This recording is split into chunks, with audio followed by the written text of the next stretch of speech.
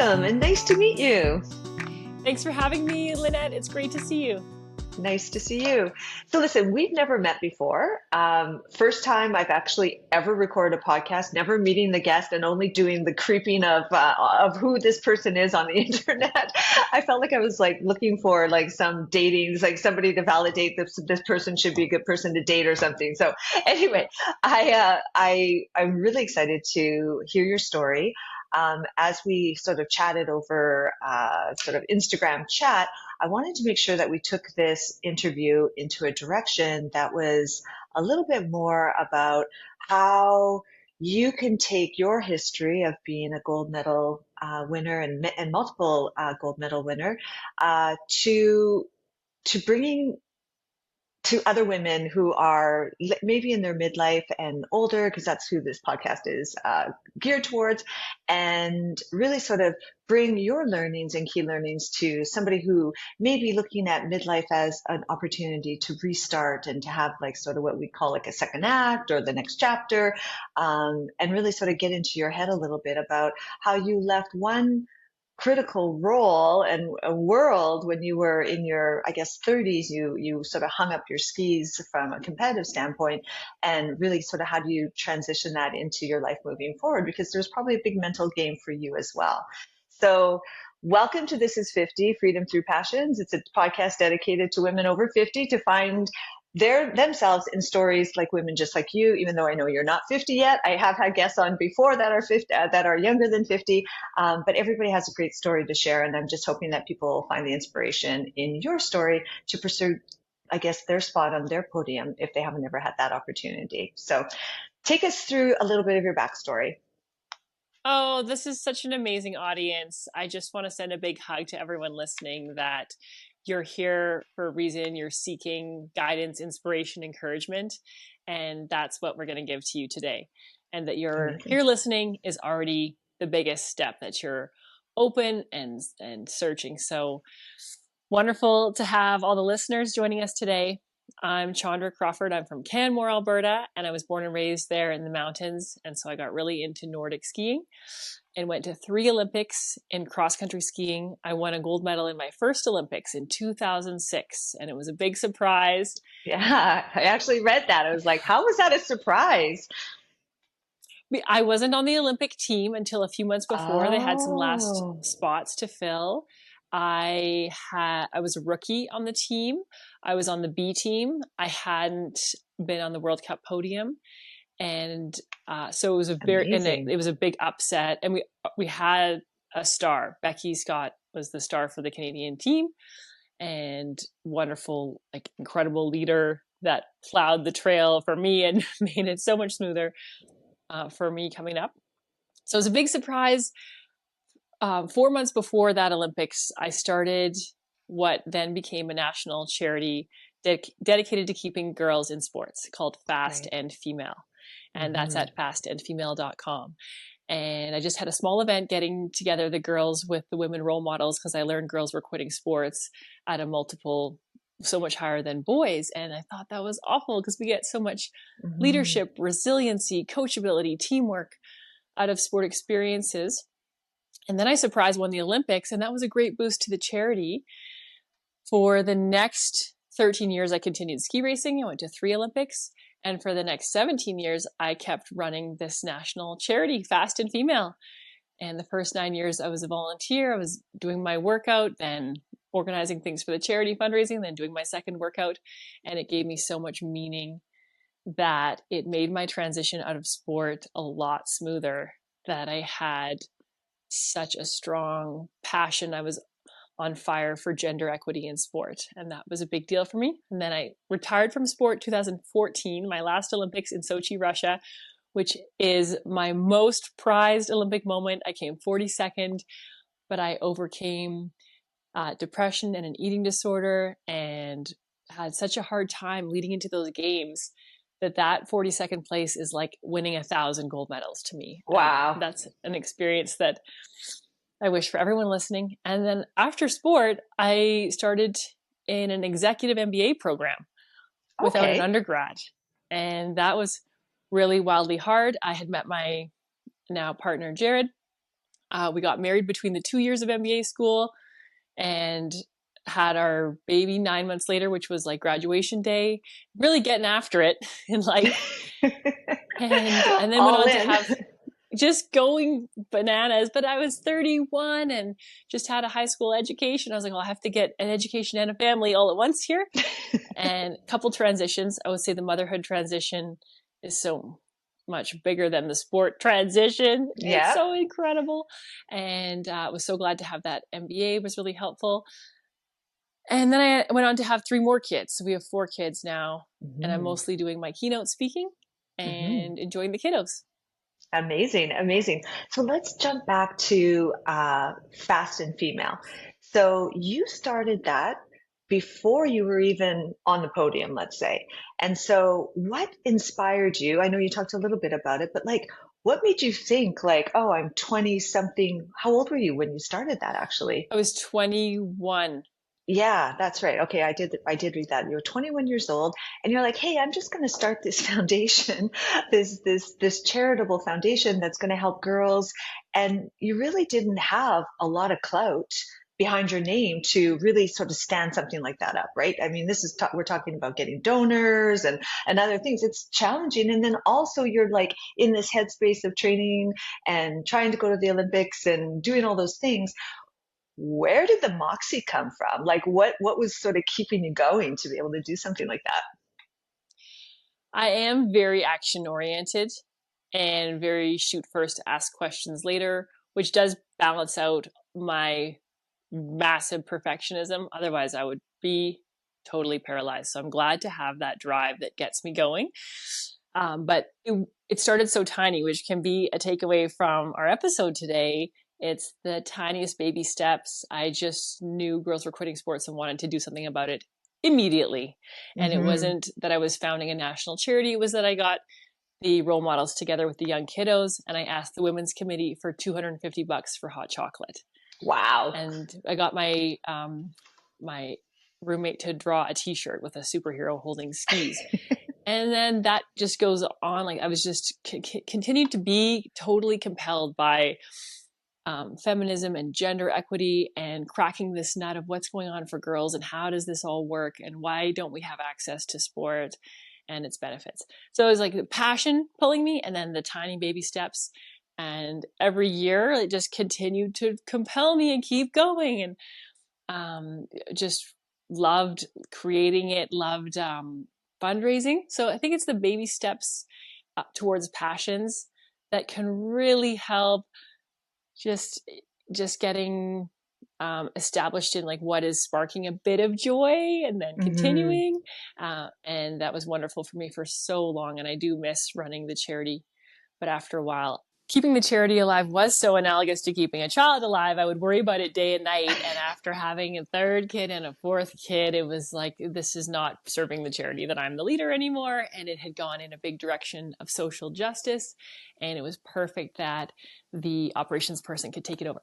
So the charity was an interesting, like looking back on it now that it was so long ago, like it's interesting that as a woman, I worked for free for 9 years and thought Mm-hmm. that was great. I'm doing good in the world and it was good for my image and my fundraising scheme. You can see this like service aspect of being a woman and like there can be for me layers of like, well, I don't need to make money. I'm doing good in the world. And like, you could do good and make like there's some taboos around money, which are interesting looking back.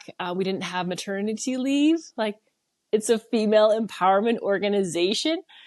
I wasn't aware of intersectional feminism, of anti-racism at all until post George Floyd, post Kamloops, on Mark Graves. And that was an amazing time for the foundation as my white fragility started to come through and we got to just grow so much. So it was a very cool time for me and so much growth getting to run that charity, that so many layers to it looking back now. Yeah, no, exactly. So, okay, so I want to continue a little bit about like there's a post on your Instagram that you've pinned to the top that says what I would tell my younger self. And I love that question for anybody. What would you tell your 13-year-old self, your 12-year-old self, whatever age self? And you had it was really good. I could tell you were, oh, like just if I just had been like that when I was back then. So what would you tell your like so I guess what your key message, maybe you could recap the key message from that. And then I want you to go into like, why is it so hard to believe that? Like, why do we have to tell our younger self that? Why didn't we just know that? And I think this sort of builds on your fast and female, where you're trying to instill that in them at that age. But yeah, give us a little bit of recap of what you said on that speech to yourself. And then again, like, why is it so hard to believe that stuff? I love talking about this because it gets into how we change and how we go through these life transitions. And my biggest takeaway that I prepared for this time together is it is that identity piece.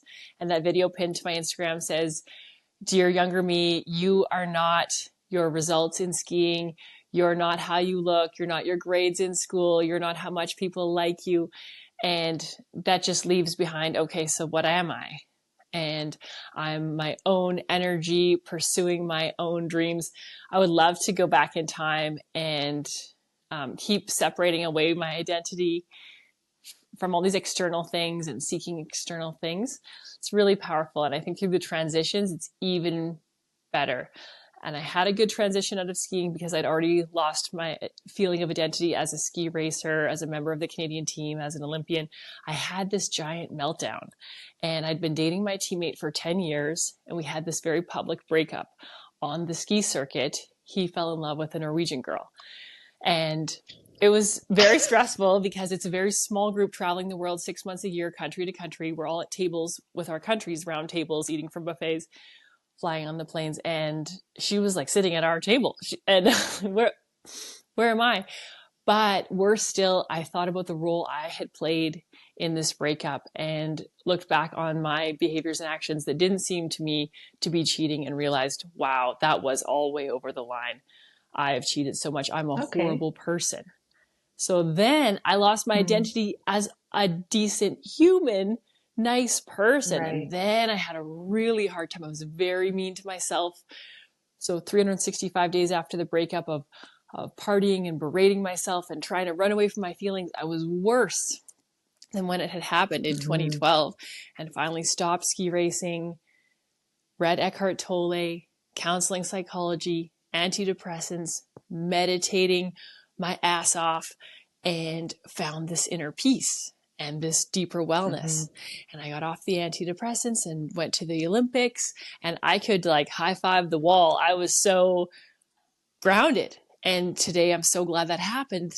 It made me into a much better person. So the identity piece of like, who am I without skiing? Like that was already long gone. I had totally abandoned myself for a bit there. So the identity piece. That's really interesting that you're saying that, because I think that you're right. Like we hold identities at different sort of life stages, or, you know, wherever we're at, especially when we get to women, like to the age of like over 50, because now you're getting a lot of events happening. Okay. So these events are like kids leaving the house, going to school, divorce, death, taking care of a sick parent, maybe, you know, sort of being early retired from a job, maybe never having worked, but now their kids have left home and now they're thinking like, now what? I mean, I called myself a mom hustler. I raised 2 kids full time for 18 years, like financially everything. And all of a sudden one day I'm 52 years old and I don't have anybody left at home. I have my job still, my business still, but I had completely lost my identity. And I thought, wow, what's next? And I think what ends up happening is you go through exactly what you did, this depressive state, highs and lows. I mean, there's mom guilt in there. There's so much that's happening in there. And to me, that's exactly what I had to do. I had to go back to what grounds me and that meditation and stuff. So what would you say to me if I was 52 years old and I was just going through that? Because I don't think there's any difference at being 20 years old and going through that, or 30 years old. I guess that's kind of more the time frame for you. As 30 years old, you were sort of losing this identity, switching over to a new identity. Same thing. What would you say exactly to me? Uh, I love you and it's going to work out. But the thing that helped me was to try to find tiny bits of joy. There was a time when I hated everything and everyone and myself. And the thing I wrote in my journal was, I don't mind my singing, which is so random. I'm like I'm an athlete. I've no, I was like, but I like to sing and play guitar. And those were some of the only moments where I felt okay.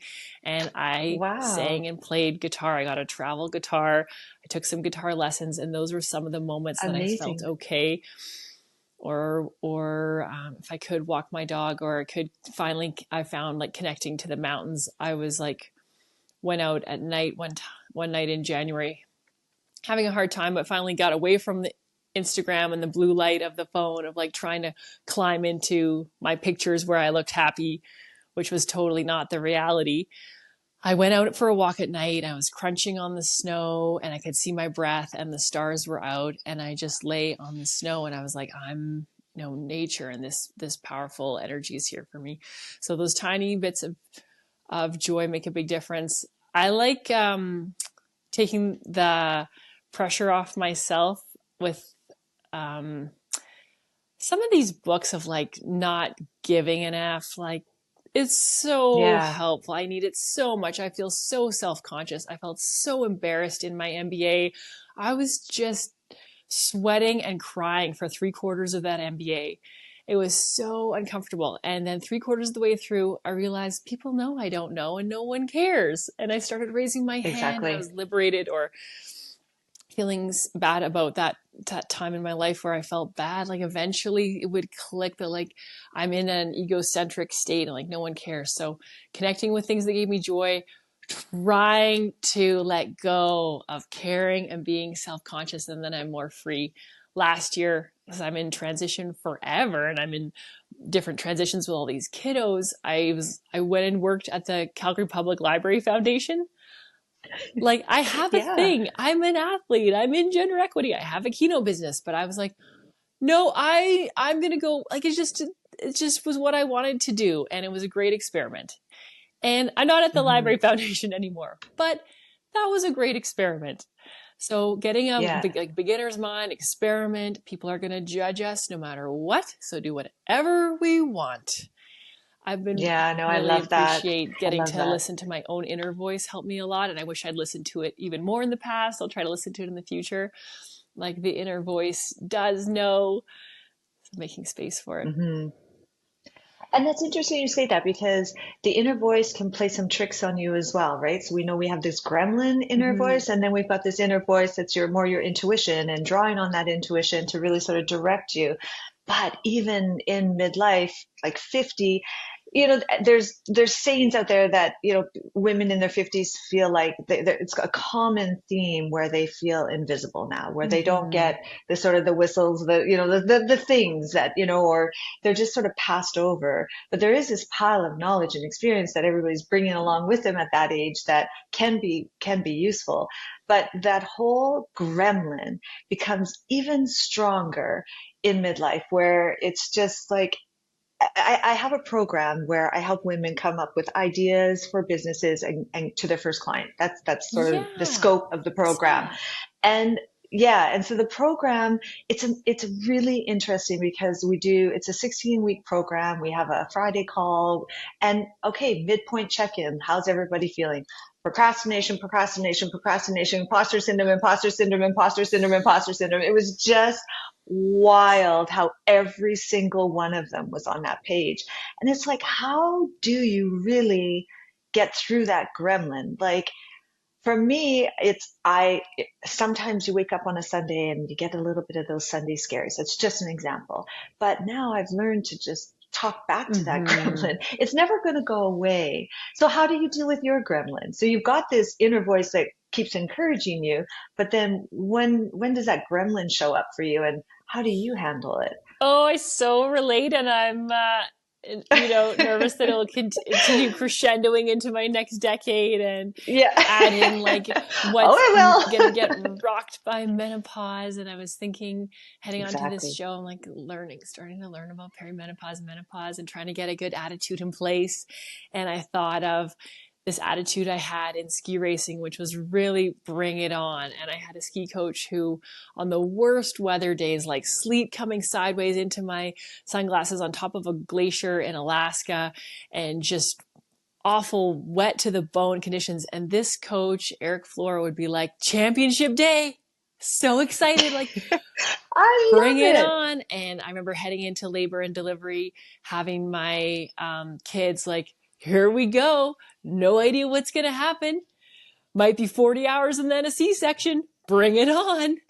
And trying to create an identity for myself, like that's like me, to be like, bring it on. And the way to do that, talking back to the gremlin, and building tiny, going towards the scary thing. Eat the frog is a philosophy I use a lot, and just taught the kids of doing the Eat hardest the thing frog. first in the morning. But I'm just so with you. I was in my van, sitting there looking at Instagram. I'd already lifted weights, drank coffee. I was at my peak confidence to just go in the coffee shop and work on my beloved keynote speaking business. And Exactly. then 30 minutes of Instagram later, and then this coach checked in on me, Paige Lawrence, who I just signed up for her group. And she's like, hey, bud, I saw you signed up for my group. That's cool. And I was like, yeah, I'm in the car right now, not doing the tiniest thing that I want to do. And I have peak motivation. So I just appreciate your group and your work, because like we can't do it alone. Everyone's going through it. And I'm just going to go sit in the car and look at Instagram again tomorrow. So try to do things different, but do one small thing towards something scary. And then it builds my identity as that's like me, to get out of the car. Or I try to say, like, you can look at Instagram while you're on the treadmill. Yeah. Exactly. And I had a cold bath the other day, and because I'm not drinking anymore and having cold baths now. And I was like, that's like me, to have a cold bath. And then I felt braver for, whatever, it's Thursday or Friday and we're not going to have wine. It's just like Yeah. my identity keeps going with these actions, but I'm going to point to the group. I'm going to point to what you have as an offering, and it's just worth every penny. Yeah, no, and the community aspect of it, right, where you're together. So you said something about you kind of went back to the story of your coach, right, where you talked about, okay, it's championship day, it's like, bring it on kind of thing. So many women in midlife and like right now, like the sort of 50 plus group, spend a lot of time in their early 20s leading and living a very stereotypical life. Let's get married. Let's get, maybe go to college, maybe not, but definitely have the kids, the house, the picket fence, the SUVs, all of that. And so they probably, in most cases, put dreams on hold Mm-hmm. or sacrifice dreams. I mean, I even know way back in the day, I used to always say, well, I can't have it all. So I'm going to pick my kids first, and then I'll maybe later be able to get to me. So early in your life, 16 or so, you started to work with coaches and likely psychologists and people who, and you had sort of this cheerleading team of your dad. I know he's a big supporter. I've kind of read Mm-hmm. that I could tell that, and your family, big supporters. So what if you didn't have that? And now you've hit your 50s and you're thinking, okay, I think I would like to go after something that's more purpose driven, more passion filled, and maybe find my own little spot on my own little podium. What would you say? What are some of the key coaching moments that you can bring to apply to a woman in her mid 50s or 50 or beyond, about trying to find a podium of her own? Oh, that is so my dream. And the main message from my keynote actually is Okay. describing the experience of making my own goal heading into that third Olympics, when I was just a disaster and my health was cratered. I was bulimic for a year and eventually started skiing really slowly. I was super upset and just careening around, trying to somehow settle and feeling so lost.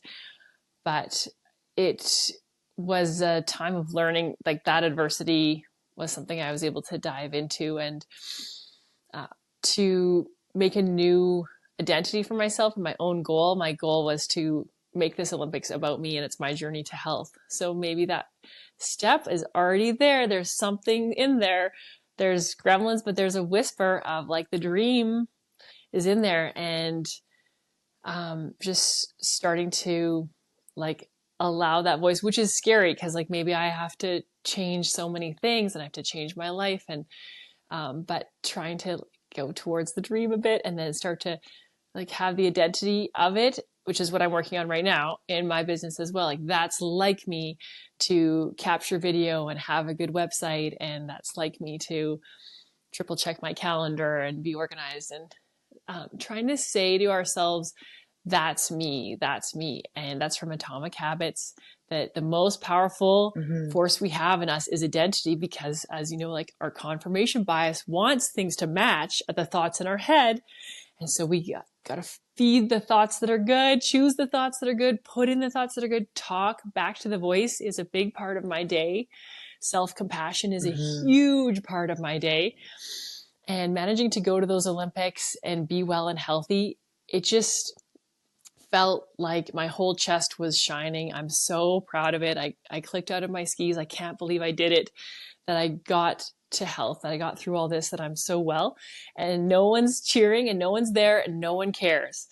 And I treasure it. I treasure that memory. And Okay. so I wish for everyone to like set that goal. I've also had a goal the last 10 years of moving back to my hometown of Canmore, which with all these kids and the prices in Canmore seems impossible. And like, oh no, it's not for me. But year after year, that's the dream. And so my husband and I are finally going to do it. We're going to make the move. But things had to get pretty intense to actually get to that point where we were able to do it. It was many, many, many, many years of like, that's the dream. And now I have the dream for my speaking business to reach a certain level. So yeah, giving space to that new identity. Talking back to the gremlins is also full time because I do have an eating disorder history. So anytime I get stressed, everything is going to be like, okay, let's restrict, let's control everything. And I have to be like, it's okay. You're just going to eat this scone to show yourself you're okay. And managing my own mental health so aggressively. Yeah. I love that. I wish for self-compassion for the women, for cheering ourselves on. Because when I did that MBA, it would be a good example, like something way hard, way out of my element. My ego hates it. I feel like a dummy. And my hand's like on the doorknob of my house trying to leave to go to study group every Tuesday, just tears streaming down my face. And I remember sitting in front of the Excel spreadsheets and just crying. I can't multiply two numbers. And I'm going to Masters of Business School, which is 18 classes of math and 2 of strategy. People said business was all about relationships. No, business is all about math. No. The capital. How are we going to, like, the capital, growth. I learned a lot. Okay, so you measured your success largely back in the skiing era of, you know, how fast, podiums, races. How do you measure success now? Like you talk about growing your business of Keynote, you talk about getting to Canmore. So how do you have a vision, but how do you set the goals, I guess, so that you can sort of measure those quick wins or those wins along the way? It's really hard. I am someone who gets overwhelmed if I write everything down. So that's tough. My organizational skills are always something that I'm working to improve my identity on. But because I was so goal oriented as an athlete, win world championships, blah, blah, blah, speeches about how everyone should have goals. And then I find now with all the kiddos and all the changes, I am gun shy to set goals. And it's such a funny position to come from. So I set tiny goals. I have a friend group that I keep going towards, trying to go towards my friends who are stronger. I have a bit of like a helper mindset where I want to help everybody. And I am like, am I attracting all this chaos? Like, probably. So try to be like, hey, you're allowed to go hang out with your friends who are killing it. and try to, Mm-hmm. invest in those relationships and surround myself with it, so that do over time have more and more people saying, what's your goal for this week? And that's a culture for my partner and I, that we can ask each other in the morning, what's your goal for today? What's the hardest thing? And I just so appreciate that. So going towards relationships that will just naturally, comfortably have accountability. I don't know. How are you leaning on relationships? Yeah, I love that. And thank you for asking me a question. I don't think I I've like to ever been turn the asked a tables. question on my, yeah, exactly. Oh, now you're putting me on the hot seat. Well, I think for me too, community is super important. I'll use the cliche. I think it was Richard Branson, but your five to thrive. Like I look at myself, I talk a lot about layers of the onion. So I'm at the core of the onion, and then I think, okay, who are in my energy zones sort of thing? And the further out in terms of the layer of the onion is where I place certain relationships. And then the closer you are, that's where I think, okay, what are we bringing each other to, push ourselves forward? And that has been such a great way for me to think, because I used to say, oh, I don't want to talk to that person anymore because, they kind of are not really, what I'm looking for in my life. And so I was ostracizing a lot of people in my life and sort of just cutting people out. And what I realized was maybe that's not the best strategy, because it's actually subconsciously, I think, stressful to do that as well. So I think, okay, so I meet new people and I start to place them. Okay, well, that person, that's great. I'm going to actually bring that person closer to the core because I get good energy from them. They feed me, I feed them. And then, well, that person was great. But, maybe they sit out here. And that's how I guess I protect myself, my energy, all of that. Yeah, I guess that's That kind of is the such a best way beautiful I can describe model. it. Beautiful model, and so sane, and can apply to so many things with my work, with like, oh, So am I going many to things. organize the casino for the school? And for the folks listening to this podcast who don't have to organize casinos anymore, how's the gratitude journaling? That's a really Yeah, cool exactly. model. That's a great, Yeah, great yeah, model yeah, for, exactly. it's Yeah, not so black and white and in and out, and it's space, it's sometimes foods, it's like, but core habits and core exactly. nourishment from relationships. And that sounds totally awesome. And what are some the other struggles? I mean, I hear everyone just struggling to like believe in ourselves, to believe we're Hmm. worthwhile, that we can invest in ourselves. And I just like love podcasts and books and coaches and friends, and just trying to like, how many, I already have so many negative thoughts a day, and how many full positive ones can I put in? And there's such great stuff. Like, I think my life without Glennon Doyle would be totally different. Yeah. What was the name of her book? She did Oh, I forgot. Untamed with that cheetah, Yes. the goddamn Yeah. cheetah. And then her podcast is great too. And I get a lot out of her Yeah. podcast. And hopefully, Yeah. I know we all have so much content we're trying to absorb, but trying to think of things that lift me up. And the self-compassion practice and the Kristen Neff, Neff stuff has been really cool for me. It's almost the same stuff.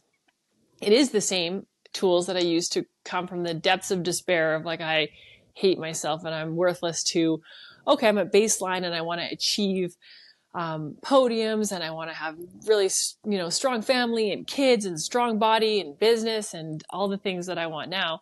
And the thing that really got me into the self-compassion, actually doing it, is there was a study in 2012 at Berkeley, and it was Brains and Chen, and they took Ivy League kids, gave them an impossible vocabulary test. Everyone scored 40%, and they were going to give them a chance at a retest. But first they split them into 3 groups: the control group, the positive pump up group, which said, you're great, you're at this school. Yeah. And the third group got a tiny bit of self-compassion training, just saying, look, if you had a hard time on the test, try not to be too hard on yourself. It's challenging. Just that. And that group studied 3 times as long and got twice as good a grades on the retest. And in my core, there's this like achiever winner who wants to win. I'm like, what do I have to do? I got to be nice to myself. Okay, good job, Chandra. It's really hard to put pants on a 4-year-old. That's okay. I can see you're in a moment of struggle. I'm like, I know you don't want to get out of the car and go work on your keynote. Why don't you just message a friend who might help you through this hurdle or something? And that self-compassion thing is awesome. So, okay, so you're a self-proclaimed perfectionist. Are you still that today? Yes, that's Okay. an everyday fight. Like to do the keynote business, to level it up so I can actually have my goal, Hmm. which is 5 to 10 of these a year. I Okay. like to even post to the internet can sometimes get really hard for me. Sometimes I'll hire, if I have a really sharp nanny or babysitter, I'll be like, can you do the posting for me? And I'll put it in my hoot speed. Like, I just find I could sit there and wordsmith for 3 hours and not post it. Hmm. And I find putting Hmm. myself out there really hard, but once I did even a tiny bit in December and January, my keynote, I got like so much more business. So it's worth it. It's not about Hmm. me, la la la. But that's an example of something that I can find so hard. And one of my specifics is I'll be like, everyone on the internet is so good at makeup. I can't go on the internet. I am so just everyone's got But enough that, hurdles, and it's I it's like know. uneven confidence is called, right? Lumpy confidence that like just challenge me to a ski race or push up competition. I'm And then, in my yeah, element, but then I, put exactly. on mascara, we're just gonna cry, flounder. So I really appreciate that and trying to pull some confidence from the things that do make me feel good and make me feel joy. And I don't know Hmm. if there's a Hmm. place in your work for like we're so dutiful and service oriented as mothers and women heading into their 50s, and everyone's just expecting you to just take care of everybody else still, and trying to like Hmm. turn that towards ourselves, that we can have things we want and enjoy, and that even make us feel a little bit better for even a few minutes. Like we deserve to feel great and feel well and be in all our power. So I just wish that for everyone to be the change that we wish to see in our friends. Do you find that like, you can see it in your friends Exactly. so much more easily than yourself? Yeah. Like, Yeah. and Oh, for sure. For it's so sure. obvious on other people. I was like, why is she I still know. running around? She's so sick. And then I had been sick for 3 days and I was like, I'm over this. I'm going back to full speed. Yeah. No, I know. And even like when I'm coaching a woman to, launch her business, I think, oh my gosh, she is so ready to launch. Like, why is it? But meanwhile, I'm like, oh, I sat on my version 2.0 of my offer for probably a year and a half, knowing that it was so needed and so out there. And I informally gave away all that information for free. And now, and helping other women sort of start their businesses. But now it's like, okay, hold on a second. Like I can do this too if I'm encouraging others to do it. So yeah, we get into our head and it's so crazy. But I love how you're saying self-compassion, self-worth. That for sure is, I think it's a hard thing to recognize. Like, I think to myself, well, yeah, no, I respect myself and I think, but sometimes I think, well, why don't I go after that? And I do know that's attributed back to self-worth, right? Like, do you feel like you deserve it? And I don't even know if I can honestly answer that question. Yes, but I don't even know if I can answer it no either. I don't know. Like I don't know if I've ever thought about it, but I think it does always come down to self-worth. I think it's just ultimately, do you believe you deserve it? And you have to believe you deserve it, right? Having those conversations with yourself. So Yeah. how do you want to, okay, so you've got I want to, sorry, I want to go back to the fast and female. I didn't get to ask this one question. I'm curious about it. So how do you want to inspire not just that next generation of athletes, but women who see themselves in pursuing their dreams? So you just spoke, you were a guest speaker at a Women's Empowerment Network conference. I'm assuming it's all about leadership and, following dreams and setting goals. What was your sort of keynote? What were you saying that would inspire women to go after their dreams? I did focus on self compassion for my message because it was so raw woman power.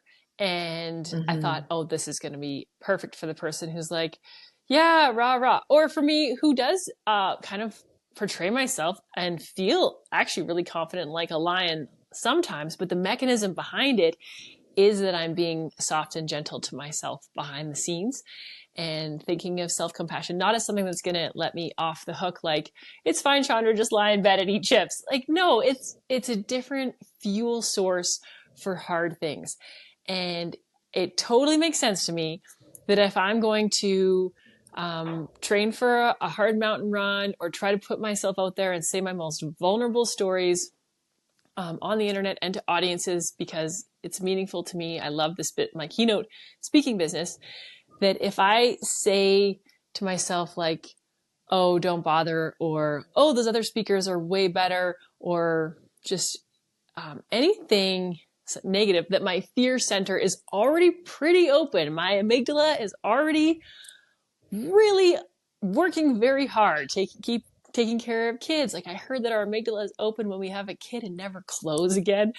Hey, whether that's science or not, it does feel that way, that our fear centers are so strong and trying to keep us from harm. And just to be able to soothe a fear center that doesn't want me to post to the internet, to be like, I see you're trying to keep me safe from ridicule from posting to the internet, and I appreciate that, and we're going to post anyway.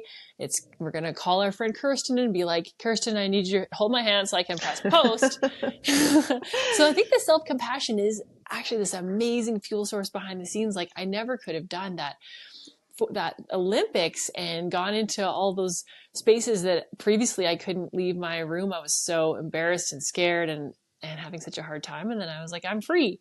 The self-compassion has worked so well for me, for my perfectionism, to be like, I know you want to just control everything, and I understand, but it's okay. We're safe.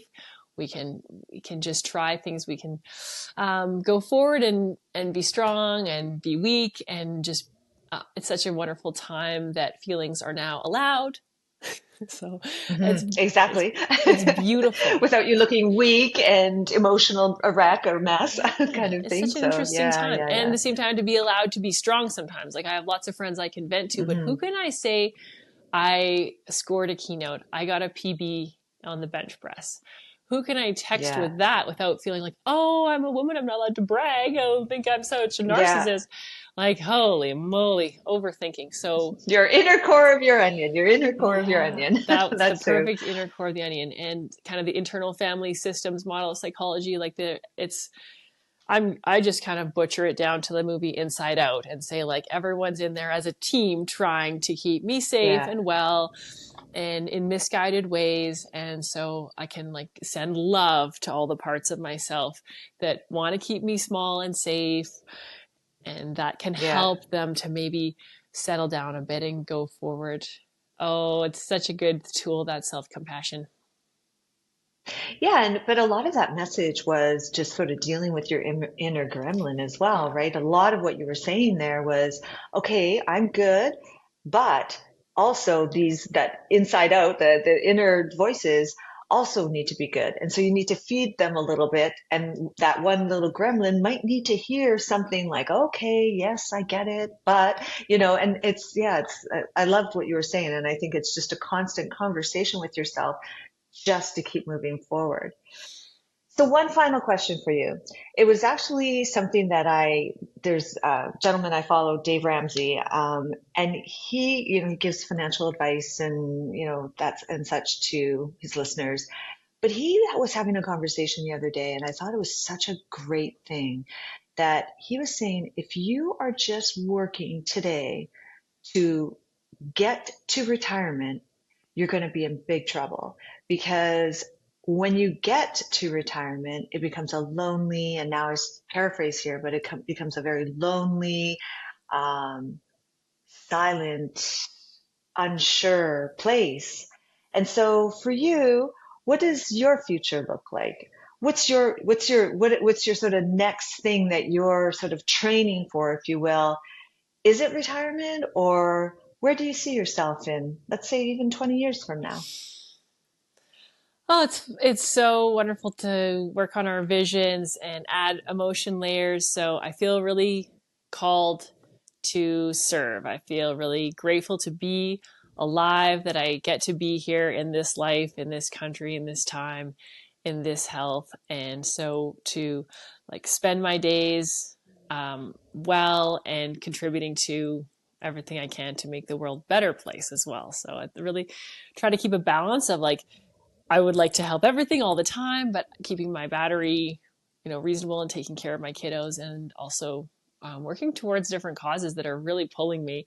So I could see my next several decades going towards different causes that pull me, having worked so long in sport and then having segued towards social justice, which the self-compassion really helps. Like when I want to make a difference in the world, but I have to confront the gross inequities, and that maybe everything I have and the chance to ski in the Olympics and live the life I have is not just a meritocracy, that it was that's really helpful. So I could see myself going towards that.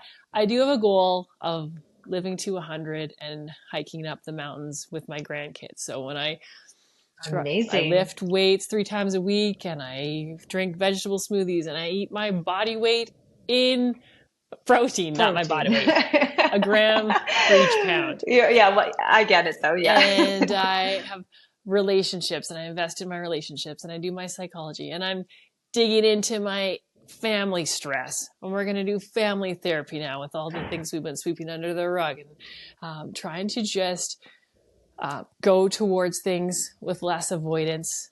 My younger brother died from addictions. He passed away April 17th, 2017, my younger brother, Jordan.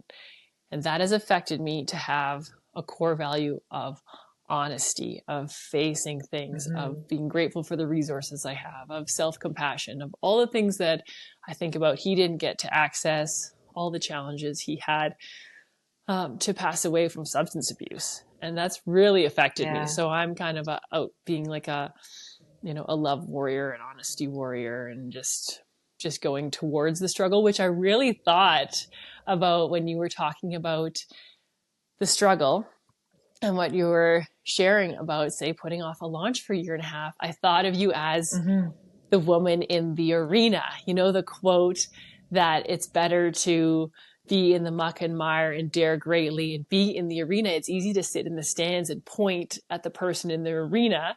And we listening to this show, we are just grappling and struggling and flailing greatly. And it's better than numbing out and watching Netflix and drinking and avoiding. It's just better. It's just rewarding in its own way. Like Nordic skiing is so ridiculous. We are just flapping around out there. There's Scandinavian superpowers. We don't have a snowball's chance in hell at this thing. And we just grind every day, twice a day. And when I was a teenager, they were like, well, it'll take about 10 years till you get a sniff of success. And I was like, yeah, where do I sign up? That sounds great. But it's the journey, it's the journey. It's that transformation of struggle. And that's what I take pride in every night. If I fall asleep, my head on the pillow, like, I really dared greatly today. I went for it.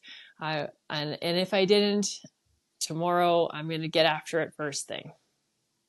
Yeah, no, that's great. I love, love, love everything you just said there. And it just sort of summarizes to me, keep working on your values, keep working on yourself, keep moving forward, chase dreams, find joy, find purpose, find passion, like all of that.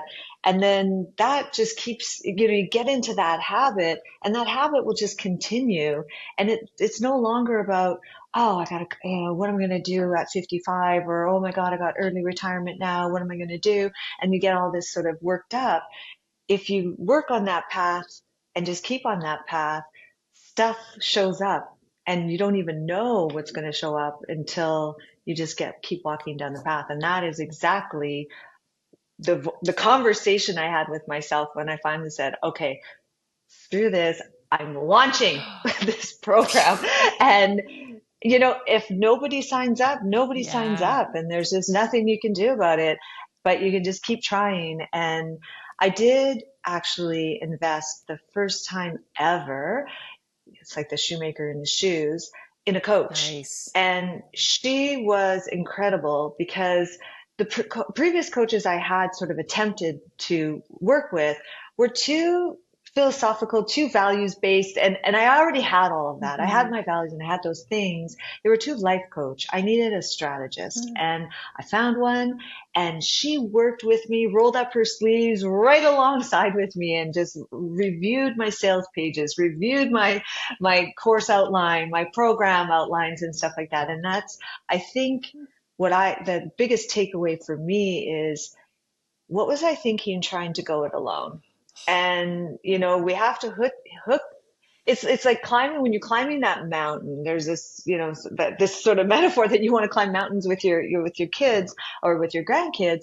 But when you truly are on the path of climbing that mountain could be at any goal that you're trying to reach. It's this path that you're going down that people are starting to, the people who have been on the mountain or who have said that or have never been on the mountain, they're selling their wares. You finally get to the base of the mountain, and along the way, people have told you a whole bunch of different pieces of advice for climbing that mountain. But you get on that mountain, but then you hit that part where you think, okay, the only way I'm actually going to get to that peak is hooking my line onto other people. And that I've had to really come to terms with because I never grew up like that. I grew up with, you don't ask for help. And so, yeah, so I like everything you're saying there. So it's perfect. So solid. Yes, we're going together. It's just better. Yeah. And I go it alone sometimes, and then I circle back to together. That was way better. Why didn't I do that sooner? I know. That's really great that your coaching experience. I know. Because I can see that making sense as well. If I do believe in myself, I want to do it. I just don't know what search engine optimization is at this point. So I can see SEO. What? different coaches and different times, and just keeping trying and trying and trying. There's no failing. There's only failure to try, and just really believe in that feeling. I launched a course in December, and I invested in a bid, and then I was like, okay, I'm doing a course because I did a course a while ago, a couple years ago, and I loved doing it. And I was like, I'm going to price for premium. I'm doing an anti-burnout course. Crickets. Not only did no one sign up, no one commented, and only one person in all the marketing promo I did sent me a DM like, this might be for. It was like a wild flop, and I was still so happy I did it because I had been thinking about it for 2 years that I should do a course again. And I'm just so glad I did that. And and as a result of posting about my course and being saying things again, I got some keynotes and the keynote business started going again. So action is really the cure for perfectionism. Together is really the cure for the inertia. And I'm glad we got to spend this time together. And it's very energizing. Me too. Yeah. Thanks, Chandra. You were a real joy to interview. Thank you so much. And I hope, I wish you all the best on your keynote journey and the family therapy and everything. It all sounds amazing. So well done. Well done. Hey, thanks. You as well. Let's keep just struggling greatly with everything we got. Exactly. All right. Talk to you soon.